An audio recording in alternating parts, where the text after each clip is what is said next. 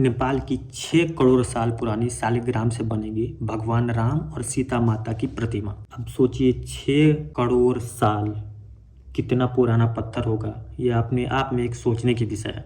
नेपाल के द्वारा काली गंडकी नदी में जो शालिग्राम पत्थर होते हैं वो नेपाल ने भारत को दिया है, जिससे भगवान राम की प्रतिमा बनेगी। ये शालिग्राम पत्थर 6 करोड़ साल पुरानी है, 6 करोड़ साल पुरानी है और ये कुछ ही दिनों में अयोध्या पहुंच जाएगा। अभी तक ये फैसला नहीं हुआ है कि प्रतिमा बनने के बाद इसे कहाँ स्थापित किया जाएगा। राम मंदिर की समिति यह तय करेगी कि इसे कहाँ स्थापित करना है, गर्भगृह में करना है या बाहर में करना है, ये कमेटी के ऊपर है। ये शिलाएं जिनसे भगवान की प्रतिमा बनेगी उसे 26 जनवरी को ट्रक में लोड किया गया।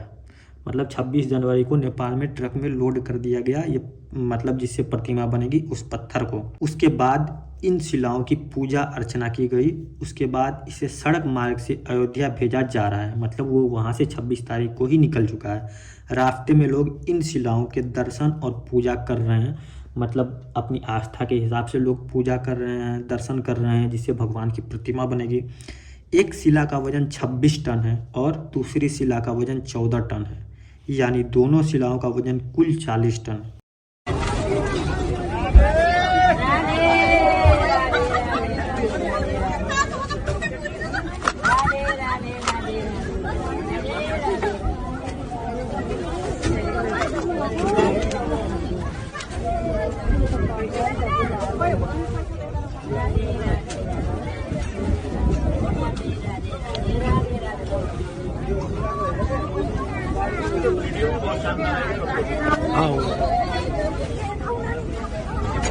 भगवान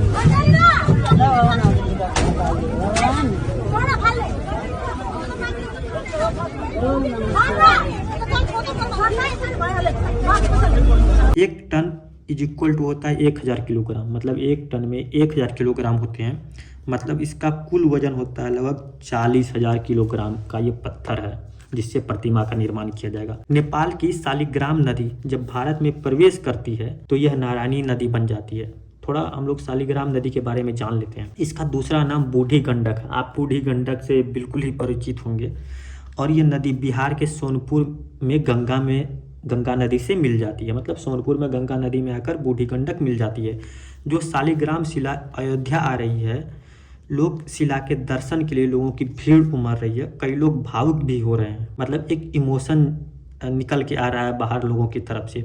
जगह जगह ट्रक को रोक कर लोग पूजा अर्चना कर रहे हैं। लोगों में शिलाओं के प्रति श्रद्धा का भाव उत्पन्न हो रहा है, क्योंकि भविष्य में इन्हीं को तराश कर राम और सीता माता की मूर्ति बनाई जाएगी। नेपाल के उप प्रधानमंत्री शिला के साथ यात्रा में भारत आ रहे हैं। अब सोचिए, नेपाल के पूर्व उप प्रधानमंत्री जो हैं वो उस शिला के साथ में वो अयोध्या आएंगे।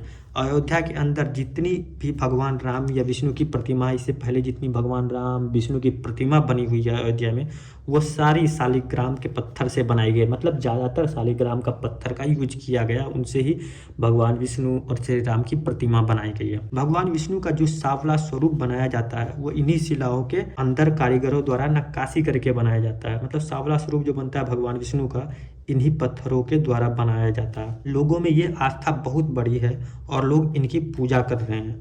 और जनकपुर के महंत भी इस यात्रा में अयोध्या आ रहे हैं। मतलब जनकपुर के जो महंत हैं वो भी उप प्रधानमंत्री के साथ में वो अयोध्या आ रहे हैं। और साथ में नेपाल के प्रधानमंत्री भी हैं, मतलब मैंने जो बताया आपको। 31 जनवरी को इन शिलाओं की उपस्थिति होगी और 2 दिनों का अनुष्ठान भी होगा। जैसे ही यूपी में ये शिलाएं घुसेंगी, 2 दिनों का अनुष्ठान वहां पर होगा। 31 जनवरी को यूपी में ये एंटर कर जाएगी, जो एक डेट बताया गया है। शिलाएं बिहार के मधुबनी, दरभंगा और मुजफ्फरपुर होते हुए गोपालगंज पहुंचेगी, जिसके बाद गोपालगंज से यूपी में प्रवेश करेगी। बिहार में 51 जगहों पर शिला का पूजन होगा, मतलब अलग अलग जगहों पर आकर लोगों के अपने आस्था के लोग दिखाएंगे, अपनी पूजा करेंगे। इन शिलाओं के लिए नेपाल सरकार ने मदद की है। नेपाल सरकार का यह बहुत बड़ा योगदान है। यह भारत और नेपाल के संबंधों को और मजबूत करता है। जिस तरह से मीडिया में दिखाया जाता है कि भारत और नेपाल के संबंध अच्छे नहीं हैं, हमारे सामने कुछ इस तरह का उदाहरण निकल के आता है। मीडिया में तो बहुत सारी चीज़ें निकल कर आती है कि भारत और नेपाल का डिस्प्यूट चल रहा है, अलग अलग चीज़ें दिख के आती है, लेकिन उसके बाद हमारे तरफ एक इस तरह का उदाहरण निकल कर आता है और संबंधों पर अपनी मुहर लगाता है। हिंदू धर्म के अंदर शालिग्राम पत्थर का विशेष महत्व है। कुल 33 प्रकार के शालिग्राम पत्थर पाए जाते हैं, जिनमें 24 प्रकार भगवान विष्णु को समर्पित किए गए हैं।